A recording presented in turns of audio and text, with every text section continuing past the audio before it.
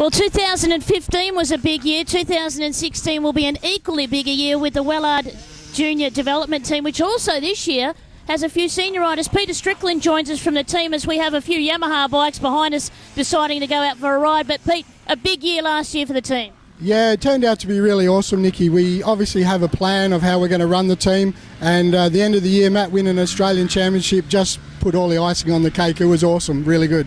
It makes it all worthwhile, doesn't it? It's all those sleepless nights, hard work along the way, and the dedication from that youngster is just phenomenal. Yeah, all our guys in our team ride really, really well, and Matt was hoping for like a top 5, and seriously, we thought he could probably do top 5, but to go out and win it was really, really good. And for the other guys in the team, it was a great experience. You know, some of them were only new last season, so they're just still working out where they fitted in the team and how the structure of the team runs, so it was great.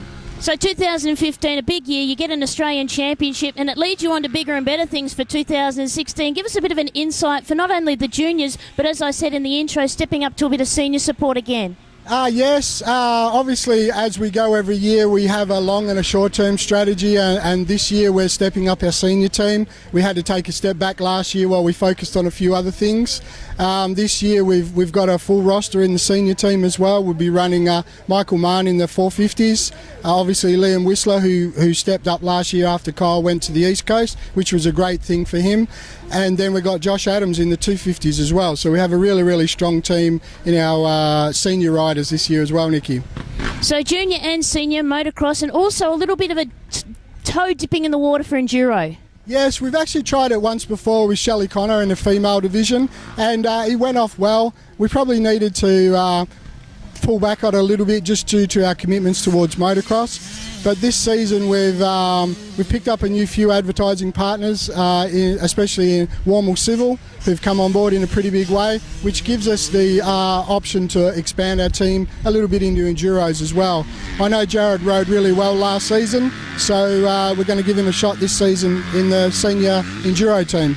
That's terrific. Now, speaking of advertising partners, Perth MX has come on board as well. But for you personally, not for you personally, but for the team, you've also got a website that's coming into action as well as we speak. That's sort of behind the scenes. And the big transporter, the big Wellard Yamaha transporter is about to have its unveiling. Yes, it's been in the wings for a lot of years, and obviously budget constraints and stuff like that. We still scratch to put our money together. We've been putting this together for about 3 years or so.